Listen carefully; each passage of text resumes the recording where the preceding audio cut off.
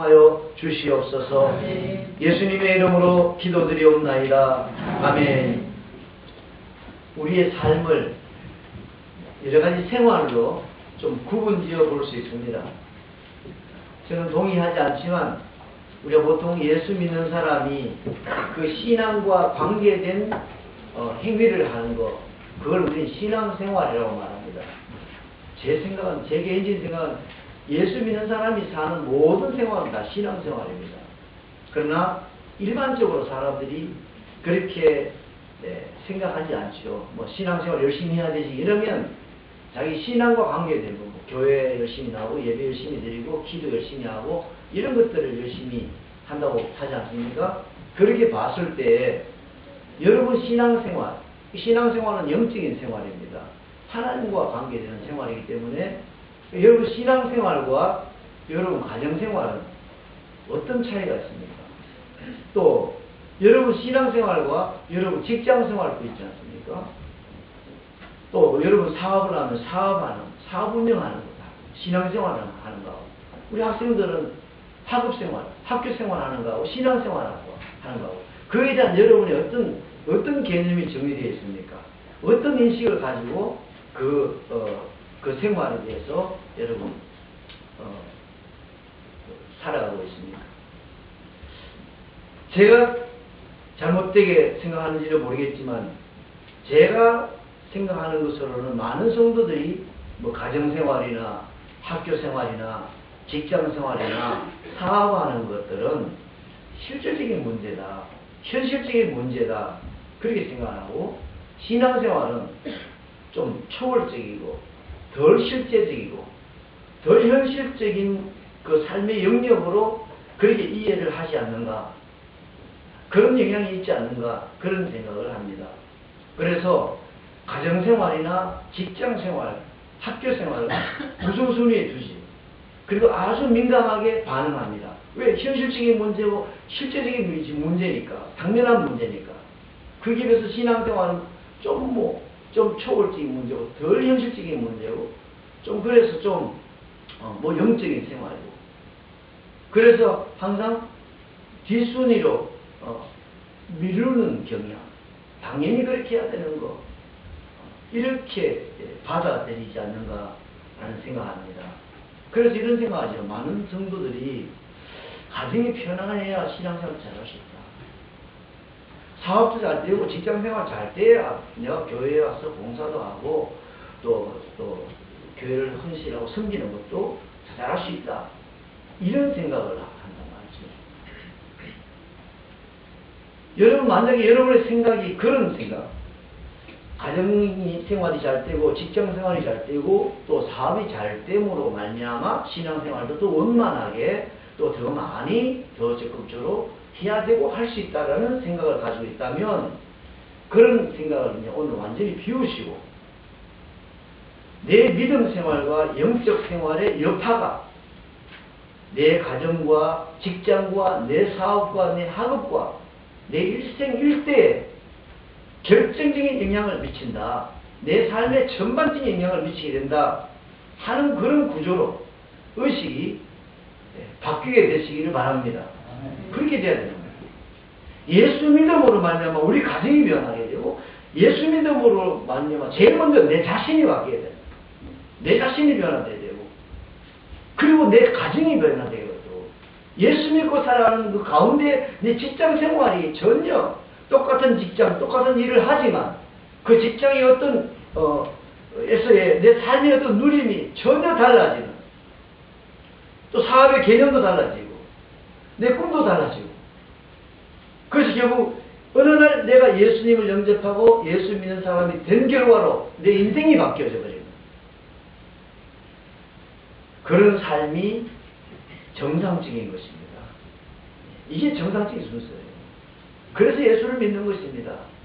이게 안 바뀌니까 신앙생활 항상 덜 같이, 처음에 말씀드린 대로 그런 생각을 하고 신앙생활을 하면 가정생활보다도 교회생활, 신앙생활은 덜 같이 있는 거죠. 사업보다 교회생활은 훨씬 덜 중요한 일이 되어버리는 것입니다. 그러니 예수 믿으면서도 예수 믿으면 희생임을 얻고 평안을 누리고 하나님 놀라운 축복과 은혜를 우리가 누리게 된다는데 별로 누릴 수가 없습니다. 우리가 그냥 그 자체가 그렇게 신앙생활하면 그렇게 될 수가 없어요. 우리 교역자 한 분을 또 모시려고 이제 이력서를 이렇게 받고 있는데 타이밍이 맞지 않아서 우리 교회 이력서를 넣어놓고 바로 결정이 됐는가 봐요. 그래가지고 다른 교회에 이렇게 결정이 돼가지고 우리 강목사님한테는 제가 다른 교회 결정이 됐습니다. 전화 왔는데 저는 이제 그걸 한 하루 후인가 이러고 이틀 좀 지난 후에 제가 전화를 해서 면접하러 좀 오라고 했거든요. 그래서 그는 이미 그 사이에 이력서는 올려놓고 바로 이게 결정이 된 것 같아서 못 오게 됐는데 그분은 이런 분이에요. 서울대학교 공과대학을 졸업했어. 공업화학과를 졸업하고 서울대학교 그과 대학원까지 졸업하고 그리고 LG화학에 입사해서 연구실에서 주로 근무했습니다. 개발 업무, 제품 개발 업무에 또 일하고 하다가 그러다 또 방송통신대를 했어요. 경영학을 했습니다. 그래서 또 어느 회사에서 주로 회사 경영 전반적인 것에 또 관여하고 담당하는 사람이었어요. 이 사람이 총신신학대학원에 온 겁니다. 그리고 이제 교육전도사로 사역을 하려고 이제 이력서를 쓴 사람입니다. 이 사람이 왜 이렇게 됐을까? 여러분, 우리 속된 말로 간판 딴다 이런 말 하지 않습니까? 뭐 서울대학 간판을 따려고 얼마나 많이 노력합니까? 그리고 아직은 뭐 그런 간판들이 많이 사회생활하는 데는 굉장히 중요한 무기가 될 수 있고 자기 인생에 굉장히 어떤 중요한 어떤 힘이 될 수 있는 것입니다. 서울대학을 나오고 서울대학원을 나오고 LG 같은 대그룹에서 근무하고 그 사람이 총신신학대학원에 가서 이제 전도사가 되는 것은 그거 다 버리는 겁니다. 아무 소용없어요. 전도사가 되고 목사가 되는데 서울대학 졸업장은 아무 의미가 없어요. 아무 소용없습니다. 내가 직장생활을 하는 데는 내가 서울대학 나왔다는 것이 굉장히 내게 플러스 요인이 될 수 있습니다. 그러나 내가 전도사입니다. 내가 목사입니다 하는 데는 그것은 그냥 아무 의미가 없는 별 의미가 없어요. 다시 말하면 이분은 결국은 그 모든 졸업장, 뭐 좋은 인류대학이라는 간판, 대학원까지 나오는데 다 던져버린 거예요. 주님을 믿는 그 믿음이, 믿음 생활에서 받은 그 은혜가 그 사람의 일생을 이렇게 바꾸어 놓는 겁니다. 이 믿음 생활이 이렇게 되는 겁니다. 그 사람이 신앙을 하고 그리고 목회자가 되고 하는 것이 그것이 얼마나 값지고 가치 있는 일인지 하는 것은 우리가 아무도 판단을 보류해 놓고 서울대학 들어가기 위해서 인류대학 들어가서 그렇게 목을 메고 온 그냥 어린 초등학교 때부터 노력한다네. 결국은 보면 그렇게 노력하고 애쓴 것들을 하루아침에 내가 딱 아낌없이 던져버리고 당당히 내 갈 길을 가고 내 비전을 향해 달려갈 수 있게 만들어주는 것이 신앙생활입니다. 꼭 뭐 그걸 다 버리고 모든 걸 버리고 목사가 되고 이렇게 되는 것만이 그게 신앙의 영향이 아니라 같은 사업을 하지만 같은 직장생활을 하지만 부부로서 가정을 꾸리고 살아가지만 그 부부생활도 아니면 가정생활도 내가 하나님을 믿는 믿음생활의 그 영향으로 말미암아 마치 좋은 대학을 나오고 인류 대기업에서 인정받고 인정받으면서 칭찬받으면서 일하는 사람이 나 그거 다 어느 하루아침에 그걸 내가 버리고 내 갈 길을 걸어가는 것과 같은 그런 놀라운 변화가 실질적인 현실적인 변화가 일어나게 만드는 것이 신앙생활이에요. 뭐 내가 직장 돈 좀 많이 벌었으니까 야, 교회 생활도 헌금도 좀 많이 하고, 내가 좀 여유가 생겼으니까 교회 봉사도 좀 더 많이 하고, 그것이 신앙생활이 아니라는 거예요. 이사야 40장 31절에 오직 여호와를 앙망하는 자는 새 힘을 얻으리니, 여호와를 앙망하는 자는 새 힘을 얻으리니 독수리가 날개 치며 올라갈 감 같을 것이요, 다른 박질라 해도 곤비하지 아니하겠고 걸어가도 피곤치 아니하리로다. 여러분 인생을 사는 것이 얼마나 피곤하고 얼마나 곤비하고 얼마나 힘이 듭니까?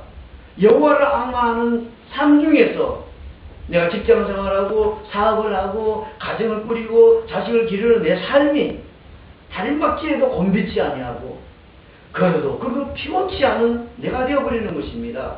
그것이 바로 여호와를 앙망하는 자의 삶의 모습이고, 쉽게 말하면 신앙생활하는 삶의 결과, 따라오는 은혜, 신앙생활하는 사람들의 그 모습이, 당연히 따라오는 모습이 그런 것이라는 것입니다.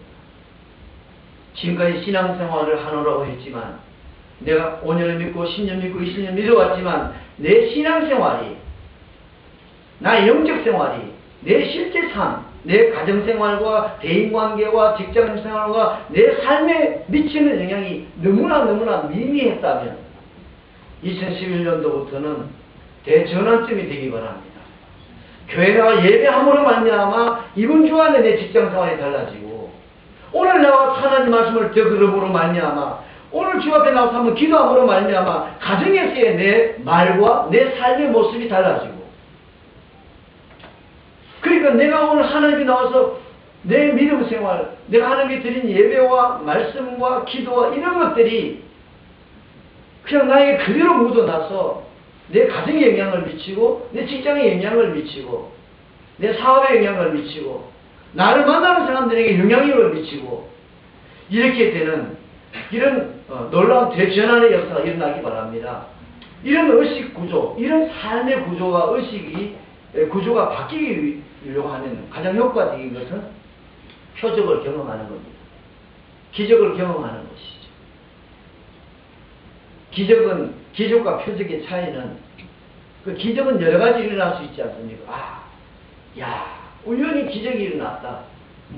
이 기적은 우리가 초자연적인 일들이죠. 쉽게 일어날 수 없는 일들을 우리는 기적이다 이렇게 말하는데, 표적은 바로 그 기적의 원인을, 그 기적이 무슨 사인이 된다는 거예요. 저 사람이 놀라운 기적인데, 기적적인 복을 받았는데, 그중에 운에 일어나는 기적이 아니라, 막연한 기적이 아니라 하나님께서 그에게 함께 하시고 하나님이 개입하신 결과로 나타난 기적을 보고 그는 표적이 되는 거죠. 하나님이 살아계시고 하나님이 그를 도우시고 하나님이 전능하신 표적이 되는 그것을 가지고 우리 표적이라고 합니다. 하나님이 입증되고 하나님이 나타나는 기적을 보고 우리는 표적이라고 합니다. 이런 표적을 우리가 경험하게 될 때 우리 의식이 다 바뀌었습니다. 아까 말씀드린 그 사람의 이력서를 보니까 왜 이렇게 신학을 갑자기 하게 되었는가? 나이도 지금 그러니까 나이도 벌써 이미 40이 됐나? 하여튼 그쯤 되는 것 같아요. 왜 했냐? 이 사람 표적을 경험하거든요. 이 사람이 지금 직장생활, 일반 성도로서 신앙생활을 열심히 했겠죠. 당연히 예수 믿었어요. 왜 우리 교회에서 우리 교사들이 하는 것처럼 세수식반 했어요. 세수식반 하면서 자기 가정에서 어린아이들 불러서 말씀 가르치고 전도하는데 거기에서 하나님 표적을 본 것입니다. 기도하는 것마다 하나님 응답되는 거예요. 어린아이들 붙잡고 기도하는데 놀라운 하나님 응답을 주시는 겁니다. 그리고 그가 전하는 복음을 통해서 어린아이들이 구원받는 것을 봤어요. 그리고 이 세수식반이 이 사람을 많은 가정들이 도전을 받아서 막 열리기 시작하는 거예요. 그 표적으로 본 거예요. 하나님이 나와 함께 하신 정도가 아니라 하나님이 나에게 무엇을 원하시는까지 볼 수 있는 확실한 사인으로 본 것입니다. 하나님의 표적을 보니까 서울대 졸업장, 대학원 졸업장, 좋은 직장 이런 것들이 중요합니다. 뛰어넘어 버리는 거죠.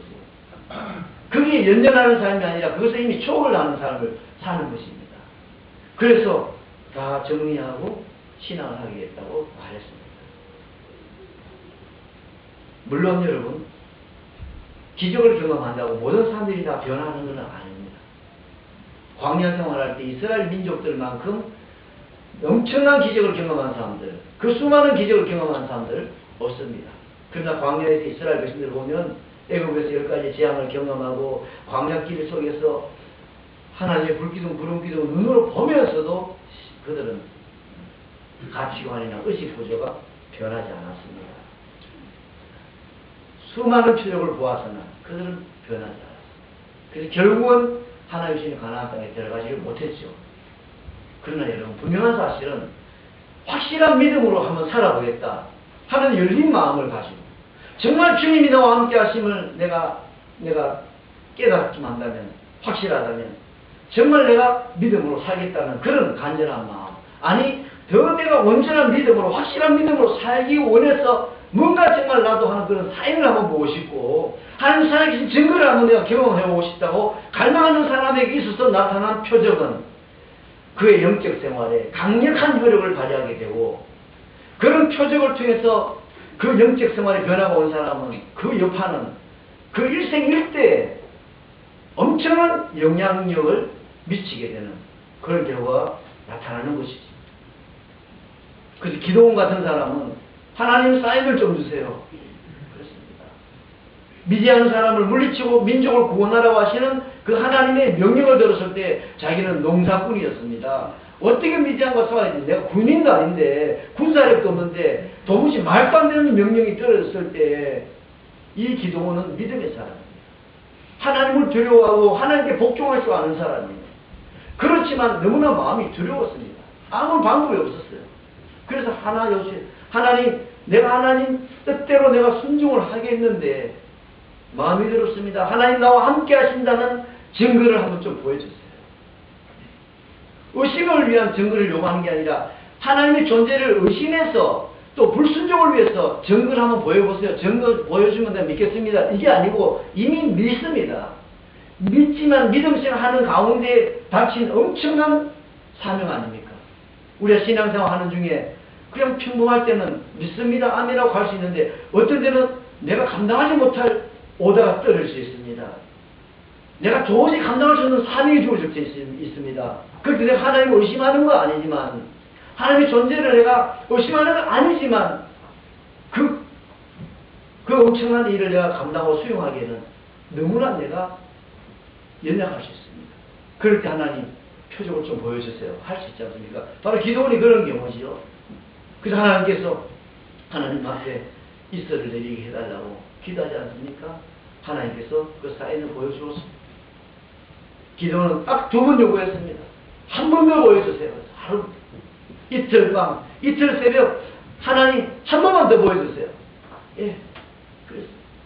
하나님께서는 아주 책망하지 않고 보여주었습니다. 그 2가지 사인을 본 후에 기도는 일어났습니다. 수많은 군대를 사람들이 지원해서나 하나님이 다 돌려보낼 때 다 돌려보냈어요. 전폭적으로 믿고 따라갈 수 있었어요. 두려워서 못 가겠다. 너무나 두렵고 떨리는 그런 마음이었지만 그 표적을 보고 난 뒤에 기도원은 300명만 데리고 칼도 창도 가지지 않고 미디안 적진 복판에 들어가라 하는 것도 할 수 있어요. 표적이 이런 표적의 체험이 우리를 이렇게 강하게 합니다. 담대하게 합니다. 우리의 영적 생활이 일상적인 영적 생활에서 한 단계 더 가는 데 있어서 이런 표적이 우리를 하여금 확 뛰어오르게 만듭니다. 계단 하나 끙충 뛰어오르게 만들 수 있단 말이죠. 기도는 이 이슬에 내리는 이런 하나님의 그 사인을 통해서 기도는 농부였지만 칼 하나 제대로 던지 않고 그냥 오합지졸 같은 300명 정도 되는 그런 사람을, 남자를 데리고 자기 민족을 완전히 장악하고 있는 미디안 사람들의 적군 복판에 들어가서 나팔 불고 꽹과리 들고 횃불 들고 외칠 수 있는 그런 사람이 되어버린 것입니다. 그렇기 때문에 이런 표적이 우리에게 영적 생활에 큰 은혜가 될 수 있습니다. 양치는 목동, 다윗은 어린 목동 출신입니다. 양을 치는 가운데 그 양을 해치려고 하는 일이나 늑대나 곰들이 와서 양을 잡아가기도 하고 양을 물어뜯기도 하죠. 그런 위협 속에서. 그러니까 우리가 지금 뭐 이스라엘의 양치는 것은 뭐 수십 마리, 수백 마리를 데리고 들판에서 며칠간 방장하면서 이렇게 양을 치는 거예요. 그렇기 때문에 그 들판 한복판에서 어린 소년이 그 양을 다 관리한다는 거, 일이 나타나면 너무나 어렵습니다. 얼마나 힘이 들겠어요. 그러나 그런 덜친정들의 위협 속에서 양을 지키기 위해서 애쓰는 중에 다윗은 하나님을 의지했죠. 하나님 도와주세요. 싸울 때 하나님 도와주세요. 내 양을 지키기 위해서 하지 않았겠습니까? 그 속에서 도우시는 경험을 한 거죠. 그것이 다윗에게는 표적입니다. 바로 그 사건, 내가 양을 칠 때 늑대를 쫓으려 하고 곰이 채가는 양을 찾기 위해서 정말 싸우고 할 때 나를 이기게 해주시고 내가 원하는 양을 찾을 수 있도록 도와주셨던 그 일들을 다윗은 확실한 하나님의 표적, 하나님이 나와 함께 하신다, 하나님 나를 도와주신다, 하나님은 살아계시고 전능하신 분이라고 하는 표적으로 삼았던 것이죠. 그리고 다윗은 이 표적을 가지고 자기 모든 삶에 적용시켰습니다. 다윗이 가진 이 표적은 엄청난 일로 확대 적용되었습니다. 블레셋이 이스라엘 나라를 공격해 와서 이스라엘 민족 전체가 블레셋에게 패망의 위기에 있을 때 골리앗과 맞설 수 있게 만들어 준 것은 다윗이 가진 이 표적입니다.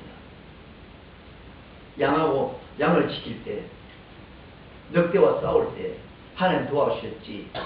그 표적 가지고 결국 이 표적이 다윗으로 하여금 골리앗과 싸우러 나갈 수 있게 만들어준 것이죠. 골리앗하고 싸우러 나갈 때 다윗이 이 표적을 적용시킨 겁니다. 곰하고 싸울 때도 나와 함께 하신 하나님께서 골리앗하고 싸울 때도 함께 할 줄 믿습니다고 나간 것이죠. 그래서 다윗은 어떻게 됩니까? 이 표적이 그 삶 속에 계속 적용시켜 나가는 가운데 다윗은 나라와 민족을 구하는 사람이 되었습니다. 골리앗을 물리치고 승리했습니다. 나라를 구했습니다. 이스라엘 나라의 왕이 되었습니다. 표적을 가진 다윗의 믿음, 하나님을 향한 다윗의 믿음이 다윗을 나라를 구하는 사람으로, 전쟁을 승리로 이끄는 대장으로, 그리고 이스라엘 나라의 왕으로 영향력을 미친 것입니다. 하나님 믿고 살아가는 여러분의 신앙이 여러분 삶 속에 이러한 영향력을 미치기는 그런 신앙이 되시기를 바랍니다. 기도원과 같이 기도원이 경험했던 그런 표적들, 다윗이 경험했던, 다윗이 간직했던 그 표적을 많이 가지는 이해가 되기를 바랍니다. 이미 이런 표적들을 경험했습니까? 아, 하나님이 응답하셨구나, 하나님이 나와 함께 하시는구나, 이런 경험들이 있습니까? 그것을 여러분 모든 삶 속에 적용하시기 바랍니다. 다윗이 표적의 물맷돌을 던진 것처럼 골리앗을 만났을 때 양을 지키기 위해서 늑대를 향해 던졌던 그 물맷돌을, 그 믿음의 물맷돌을, 그 표적의 물맷돌을 골리앗을 향해 던진 것처럼 여러분이 경험했던 그 표적들을 다윗이 물맷돌을 던진 것처럼 여러분 삶 속에 적용하기 바랍니다. 하나님의 손은 자기를 찾는 모든 자들에게 손을 베푸신다 하였으므로 우리가 금식하며 하나님께 간구하였더니 그의 응답하심을 얻었느니라. 에스라서 8장에 말하고 있습니다. 하나님은 자기를 찾는 모든 자에게 선을 베푸신다 하는 그 말씀을 적용했습니다. 그래서 위기 가운데 그것을 기억하고 그것을 적용해서 금식하면서 기도했더니 그의 응답하심을 얻었느니라. 여러분, 응답의 표적이 나타나는 것이죠. 금식하며 기도해 보시기 바랍니다. 응답의 표적을 경험하게 될 줄 믿으시기 바랍니다. 2011년도에 많은 표적을 경험하시기 바랍니다. 그리고 표적을 경험한 여러분의 신앙이, 여러분 신앙생활이 여러분을 살리고 변화시키고 가정을 세우고 여러분 직장과 사업과 생업을, 여러분 비전을 이루어가는 그런 놀라운 역사가 나타나기를 바랍니다. 어떻게 하면 표적을 경험할 수 있죠? 오늘 17절 한번 읽어보겠습니다. 17절요. 믿는 자들에게는 이런 표적이 따르니 믿는 자들에게 표식이 나타난다고 했습니다. 여러분, 믿는 자들에게 표식이 따라올 줄로 믿으시기 바랍니다. 이 시간 여러분 축복합니다. 예수님을 믿는 여러분, 여기 있는 분들 다 예수 믿는 분들입니다. 예수 믿는 여러분들의 마음속에 지금 성령님께서 내가 하나님을 믿기 때문에 내 삶 속에서 반드시 하나님의 살아계신 표식이 따르게 된다는 그런 확고한 믿음을 성령께서 주시기를 주의 이름으로 축원합니다. 지금 여러분 마음에 그런 마음이 생기기 바랍니다. 그런 확고한 믿음이 생기기 바랍니다. 내가 예수 믿기 때문에, 하나님 믿기 때문에 내가 기도하고 믿음으로 행하면 무언가 하나님의 개입하심이, 하나님이 개입하실 것이고, 하나님 개입하신 결과 반드시 우리가 상상하지 못할 놀라운 기적도 나타날 수 있고, 하나님의 살아계신 놀라운 표적을 내가 만날 수 있다. 표적이 따라온다는 그런 확고한 믿음이 자리 잡게 되기 바랍니다. 어떤 표적이 따르죠? 귀신을 쫓아내며 세방언을 말하며 뱀을 집어넣으며 무슨 독을 마실지라도 해를 입지 아니하며 병든 사람에게 손을 얹는 날이라. 날 때 이런 표식이 따라온다는 믿는 자에게, 병든 사람들에게 손을 얹으시기 바랍니다. 그리고 기도하시기 바랍니다. 자녀들이 아프면 기도하시기 바랍니다. 세방언을 말하고 귀신을 쫓아내고 영육간에 우리의 모든 삶에 전반적으로 나타나는 것이 하나님의 표적입니다. 교회 안에만, 우물 속에만 나타나는 하나님의 역사가 아닙니다. 하나님의 삶은, 하나님의 역사는, 표적은 우리의 모든 삶에, 우리의 영혼과 우리의 마음과 우리 육체와 우리의 가정과 내 삶과 모든 부분에 나타나는 것이 하나님의 표적입니다.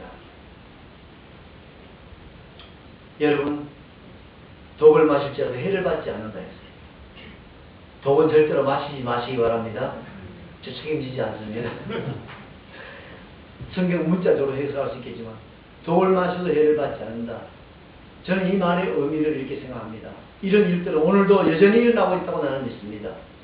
우리 어떤 성도님은요, 옛날에 많이 아파서 병원에서도 정말 그 손쓰기 어렵고, 그리고 열심히 점을 치고 우상을 숭배하고 하는 걸 좋아하는 그 시댁의 어른들은 이번에 죽는다. 그래서 그냥 장례 준비해 놓은 사람이 있습니다. 예수 믿는 사람 자기 혼자였어요. 하나님 이기게 해달라고 기도했어요. 살아났습니다. 다 죽는다고. 또 점쟁이 물어보니까 다 죽는다고. 장례할 준비까지 했지만 살아났습니다. 독을 마실지라도, 독은 마셨지만 해를 입지 않는 일들이 이런 일을 생각합니다. 아기를 가졌습니다. 딸이다. 몇 살까지 다 이야기했습니다. 물어보니까 딸이다 했어요. 하나님, 아들이 필요합니다. 아들을 낳았습니다. 그리고 그분들이 그렇게 열심히 정말 긍정하게 부정하고 신앙을 거부하고 핍박하고 인정하지 않고 귀신을 찾고 점치고 하던 분들이 다 예수 믿게 되었습니다. 며느리로 들어가서 모든 시집 식구들 그렇게 강력하게 우상을 숭배하고 또 하나님 믿는 믿음을 부정하던 분들이 결국은 이런 표적들 앞에 무너지고 말았죠. 다 예수 믿게 되었습니다. 재밌는 이야기가 구용예배도 열심히 드려요. 구용예배를 드리시는데 남의 집에 구용예배를 드리고 가서 우리 세일 모임이죠. 헌금하는 시간이 있잖아요. 10,000원을 했대요. 근데 이제는 이 어른 시어머님 댁에서 이제 구용예배를 드렸는데 그 집에 드렸던 사람이 와서 또 예배 드릴 거 아닙니까? 드리면서 돈을 2,000원이나 했대요. 그래서 이제 며느리한테 이럴 수가 있냐고. 나는 자기 집에 가서 할 때 10,000원을 주고 우리 집 가서 할 때는 어떻게 이렇게 하시냐고. 그러니까 지금 아직 적응이 안 되는 거예요. 우리가 마치 남의 집에 이렇게 가면 부족하는 거 있잖아요. 이래서가 이런 거 해주고 하는 것처럼. 나는 자기 집에서 예배 드릴 때 말이야 10,000원을 해줬는데 참 놀라운 변화입니다. 예. 독을 마실 때도 해를 받지 않는 일들. 여러분 직장 생활 중에서 여러분들 죽이려고 하는 사람이 있을 수 있습니다. 그러나 살아남는 사람은 많이 있습니다. 저 사람이 나를 넘어뜨리려고 하고 나를 꺾으려고 온갖 중상모략하는 가운데 우리 살아남을 수 있습니다. 하나님 함께 하시고 하나님 도와주시면 천만인이 둘러치라 할지라도 두렵지 아니하리로다. 천만인이 우리를 죽이려 할지라도 살아남는 역사가 일어날 수 있습니다. 하나님이 함께 하시는 사람이는 그런 역사가 일어날 줄 믿으시기 바랍니다. 그게 독을 마실지라도 해를 받지 않는 일이나 마찬가지 아닙니까? 예수님께서 이런 말씀도 했습니다. 만일 너희에게 믿음이 있고 믿음이 겨자씨 하나만한 믿음만 있어도 이 산을 명하여 저기로 옮겨져라 할지라도 옮겨질 것이요 너희가 못할 것이 없으리라 했습니다. 예수님께서. 근데 안타깝게도 예수 믿는 사람이 산을 옮겨져라 명령해가지고 산을 옮겨졌다는 말 아직 못 들어봤습니다. 그러나 믿음으로 말미암아 도전해서 산을 옮기는 것보다 훨씬 더 큰 역사를 이룬 사람은 많이 봤습니다. 예수님께서 뭐라고 말씀하시겠어요? 성경에 기록하실 때 그 믿음의 역사를 분명히 우리에게 주입시켜주고 가르치실 때 뭐라고 하겠습니까? 네가 믿음으로 역사하면 작은 사업이 큰 대그룹을 이룰 수 있다. 이렇게 쓰겠습니까? 그냥 이렇게 말씀합니다. 귀하시한만큼 많은 믿음이 있을지라도 산을 옮기더라도 옮길 수 있다. 이 말은 산 옮기라는 말 아니죠. 산을 왜 옮깁니까? 산은 사람이 어떻게 옮길 수 있습니까? 그러나 산이 들려서 바다에 빠뜨려 할지라도 그대로 될 수 있을 만큼 그런 큰 역사가 믿음으로 말미암아 일어날 수 있다는 걸 가르치는 것입니다. 오늘도 역시 믿음으로 말미암아 산을 옮긴 사람 많고 독을 마셨지만 살아남은 자, 건재한 자 많이 있습니다. 예수님께서 믿는 자들에게 이런 표적이 따른다고 했습니다. 믿는 자들에게. 그리고 좀 더 구체적으로 보면요. 이 믿는 자들이 어떤 자들입니까? 15절을 한번 읽어보겠습니다. 또 이르시되 너희는 원천하에 다니며 만민에게 복음을 전하라. 예수님이 지금 말씀하시는 이 믿는 자들은 앞에 복음을 전파하는 그 믿음의 성도들을 의미하는 것입니다. 여러분 지금 1월달에 올 한 해 하나님의 놀라운 역사를 일으키기 위해서 정말 우리 올 한 해 인생이 바둑이라면 승리의 바둑에서 승리하기 위해서 결정적인 포석을 잘 놓자 의미에서 말씀드리고 있는데 주의를 성수하면서 예배 생활에 힘쓰고 그리고 재충전, 주님이 주는 재충전으로 세임을 얻고 그리고 철저한 11조 생활을 통해서 물질적인 부분에서 하나님 확실한 신뢰를 받아서 물질의 주인이 되시고 만주의 주가 되신 주님으로부터 물질적으로 신뢰를 얻음으로 말미암아 더 많은 물질을 우리가 공급을 받고 그 물질적으로 우리가 귀하고 쓰임받을 수 있는 사람이 되자고 했어요. 오늘은 뭡니까? 복음을 전하자는 것입니다. 왜? 복음 전하는 것은 우리의 당연한 사명입니다. 멸망받을 죄인, 지옥 갈 영혼들을 천국으로 가게 하는 유일한 길입니다. 우리는 그것에서 예수 믿고 구원받았습니다. 누구든지 믿으면 구원받을 수 있습니다. 이거 우리가 전하지 않으면 우리가 크게 잘못되는 것이죠. 우리가 마땅히 해야 될 사명입니다. 주님이 가장 기뻐하실 일입니다. 주님이 우리에게 주신 절대적인 사명입니다. 그리고 교회의 불변의 사명입니다. 교회의 본질적인 사명입니다. 또 이것은 전도는 우리에게 하늘의 멸관을 확보해주는 귀한 사역입니다. 많은 자를 옳은대로 돌아가야 하는 별같이 영원히 빛나리라 비치리라 말씀했습니다. 하늘의 스타가 되는 것이 바로 전도하는 일입니다. 오늘 이 말씀 드린 것은 오늘 말씀은 뭐냐? 복음 전하면 표적이 따릅니다. 20절 한번 읽어볼까요? 20절 이스라엘들이 나가 주를 전파할 때 주께서 함께 역사하사 그 따르는 표적으로 말씀을 확실히 전하십니다. 나가서 전하니까 제자들이 앞에서 이 말씀을 이 제자들이 어떤 제자들입니까? 14절에 보면요 주님 살아가신 것도 못 믿었어요. 주님 살아나신 걸 내가 보았다 했는데도 불구하고 믿지 않는 자들입니다. 책망하시면서 그런 자들에게 온천하게 복음을 전해라. 믿는 자에게 이런 표적을 따른다. 말씀했더니 이 말을 듣고 정신 차린 제자들이 그냥 나가서 줄로 나가서 전파했더니 주께서 함께 역사하셨습니다.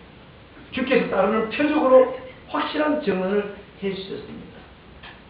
여러분, 오늘 우리가 전도하는 건 우리 사명이고 또 영혼을 살려야 될 일이기도 하지만 오늘 이 연초에 이 말씀 드린 것은 여러분 올 한 해 삶 속에 하나님의 놀라운 표적들을 많이 경험하기 원한다면 가장 빠른 표적을 경험하는 길은 복음 전하는 길. 그래서 여러분 한번 생각해 보시기 바랍니다. 그냥 뭐 교회에서 간혹 뭐 초청잔치나 이렇게 특별한 행사를 앞두고 3명 작정해서 이렇게 하는데 그렇게 하지 않겠습니다. 연초에 뭐 하나가 자시할 게 뭐 있습니까? 아, 그렇게 해야 되겠구나 싶으면 하는 거죠. 3명을 마음에 다 한번 새겨보시기 바랍니다. 우리 태신자라고 그러는데 3사람을 내 마음에 품는 것입니다. 영적으로 품어서 그 사람이 하나님 자녀로 그대로 태어나게 하기 위해서 품에 안고 기도하고 또 그들을 돌보고 하는 것을 우리 태신자라고 하는데 3명을 품어보시기 바랍니다. 영적 귀한 잉태를 하는 거죠. 태신자 품고 하나님 때가 되면 순산의 때가 되면 그가 예수 믿고 영접하고 주께로 돌아올 때가 바로 그날이 해산의 날입니다. 근데 여러분 그 태신자를 탁 품으면 어떻게 되겠어요? 주님께서 얼마나 귀히 보신지 모릅니다. 여러분 부부가 살다가 어느 날 아내가 내가 아기를 가진 것 같아 하면 어떻게 합니까? 그때부터 막 잘해주죠. 뭐 먹고 싶다면 막 갖다 주고 없는 것도 사주려고 하고 잘해주려고 하고 그럽니다. 우리는 영적으로 예수님이 우리의 신랑 되신 분입니다. 내가 잉태했어요 하시면 주님이 어떻게 하겠어요? 네. 영적 생명을 잉태하지 않은 우리들과 내가 3명의 영혼을 내 마음속에 품고 잉태하고 하나님의 자녀로 정말 탄생하기까지 되시려고 그 마음에 품을 때 그 순간부터 주님께서는 아마 여러분들을 임산부처럼 돌봐줄 것입니다. 여러분에게 필요한 거, 묻고 싶은 거, 뭐 묻고 싶어? 다 해줄게. 배가 이렇게 부른데 나는 저런 날씬한 옷 입고 싶어. 애기만 나봐. 내가 다 해줄게 그때. 제 아는 목사님은요, 사모님이 살이 많이 쪘는데 그냥 체중만 줄이면 옷 다 뭐든지 다 살펴줄게. 이런 분도 있습니다. 예수님께 우리가 태신자를 품는 순간부터 여러분들은 주님이 볼 때 이미 다른 존재가 되는 것입니다. 3명을 품으시기 바랍니다. 그리고 또 하나, 올 한 해 동안 여러분들 어디에 가든지 만나는 사람이든지 그들 누구든지 그들이 듣든지 안 듣든지 믿을 것 같든지 안 믿을 것 같든지 상관할 것 없이 그분에게 예수님을 전하세요. 예수님이 행하신 일들을 말하시기 바랍니다. 그게 전도입니다. 예수님을 말하시고 예수님이 행하신 일을 말하시기 바랍니다. 그렇게 살아갈 때 여러분 삶 속에 주님의 놀라운 큰 표적이 따르게 될 줄 믿습니다.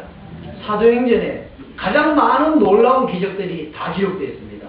이 사도행전의 별명은 성령행전이다. 성령께서 많이 역사하셨다고 해서 성령행전이라고도 하고 이것은 전도행전입니다. 사도들이 뭘 했습니까? 돌아다니면서 놀러 다니는 게 아닙니다. 사도들이 전도하고 다니는 거예요. 핍박받고 도망가서 전도하고 했더니 거기 기적이 일어나고 온 성이 그냥 뒤집혀지고 귀신이 떠나고 안전병이 일어나고 많은 영혼들이 주께로 돌아오고 이것이 사도행전입니다. 그게 전도하는 곳에 성경 중에서 가장 많은 기적과 표적이 나타나는 것이 사도행전입니다. 사도행전에 사도들이 뭘 했느냐? 그냥 때를 얻든지 못 얻든지 복음 전했어요. 열심히 주의 이름을 전했더니 기적이 일어난 것입니다. 예수님께서도 말씀했습니다. 제 아들을 훈련시키다가 제 아들을 짝지어서 전도하러 보내기 전에 주님께서는 먼저 주신 게 있습니다. 마태복음 10장 1절에 보면 제 아들을 불러서 귀신을 쫓아내며 모든 병과 악한 것을 고치는 권능을 주셨다고 했습니다. 전도하러 보내기 전에는 예수님을 주셨습니다. 그래서 뭐라고 하느냐? 그리고 병든 자를 고쳐주라, 죽은 자를 살려라, 나병 환자를 깨끗하게 하라, 귀신을 쫓아내라, 거저 받았으니 거저 주라. 제 아들은 의사가 아닙니다. 죽은 자를 누가 살립니까? 그런데 복음 전하러 가는 제 아들에게 주님께서 권능을 주시고 너희들이 가거든 나병 환자를 만나거든 깨끗하게 해줘. 죽은 자 살려줘, 병든 자 고쳐라, 귀신을 쫓아내라. 무엇을 말합니까? 복음 전하러 가는 자에게 이런 놀라운 권능을 주님 주신 것입니다. 그래서 제 복음 전하는 가운데 제자들은 이걸 경험한 겁니다. 이게 표적입니다. 그 제자들이 돌아와서 기뻐하며 보고합니다. 흥분해서 감격해서 보고합니다. 주님의 이름이니, 주의 이름이면 귀신들도 우리에게 항복합니다. 말했어요. 기분 좋냐? 그건 뭐 기분 좋냐? 당연한 일. 그걸 뭐 이상한 일이라고 생각합니다. 내가 너희들에게 뱀과 증거를 밟으며 원수의 모든 능력을 제어할 권능을 다 주었어. 너희를 해칠 자가 없다. 말씀하시면서 야, 귀신이 너에게 복종하는 것보다도 네 이름이 생명책에 기록된 거, 하늘에 기록된 것 얼마나 기뻐해라 라고 말했어요. 그걸 복음 전하는 자에게 이런 기적은 그게 일상입니다. 우리가 얼마 전에 작년입니까 재작년입니까 필리핀에 우리 후원하는 필리핀의 선교사님 맞죠? 하는 말이 이분은 얌전한 분입니다. 산에 다니면서 열심히 기도하는 분도 아니에요. 제가 너무나 잘 알지만 그냥 평범하게 그냥 목회하다가 필리핀에 하나님께 사명하다가 선교를 하는데 그 필리핀에서 복음 전할 때 놀라운 기적이 나타났다고 그때 간증하지 않았습니까? 한국에 그냥 있을 때야 필리핀에 온갖 우상과 귀신이 강하게 역사하는 곳에 말도 잘 통하지 않는 그 사람들에게 복음을 전하고 사람 예수 믿게 만들어가는 그 현장에 하나님께서 강력한 능력으로 역사하십니다. 그래서 색깔도 다르고 말도 다르고 언어도 다른 그런 이 한국인 선교사에게 나와서 많은 사람들이 예수 믿고 주께로 돌아오는 역사는 하나님이 표적을 보여주심으로 나타나는 겁니다. 여러분 올 한 해 동안 전도하는 일에 전도는 부담스러워 이렇게만 생각할 문제가 아니라 내 삶 속에 하나님의 표적이 보기 원합니다. 그걸 뭘 해야 되죠? 열심히 복음을 전해보시기 바랍니다. 제가 여러분들에게 말씀드리는 세 번째 포석입니다. 올 한 해 동안 그냥 듣든지 않는지 열심히 예수 믿으라고 전해보시기 바랍니다. 여러분이 경험한 작은 거 있으면 그 표적이 있으면 그것을 간증하기 바랍니다. 믿음의 표적의 물맷돌을 던져보시기 바랍니다. 하나님이 또 더 큰 표적을 보게 하실 줄 믿습니다. 성도 여러분, 하나님의 놀라운 역사, 하나님께서 우리의 가치관과 의식을 변화시키시고 삶의 방식을 바꿔주셔서 우리 인생의 목적도 변화시켜서 하나님의 그 표적으로 말미암아 하나님 함께 하시는 그 은혜로 말미암아 가정을 세우고 여러분 직장과 사업장에 여러분 삶의 현장에서 새로운 더 큰 표적을 보게 되는 그런 해가 되시기 바랍니다. 우리 같이 한번 기도하겠습니다. 하나님, 표적이 따르는 삶이게 도와주시옵소서. 복음을 전하는 곳에 제자들이 나가 전파할 때 주께서 함께 역사하사 따르는 표적을 보여주시는데 하나님 올 한 해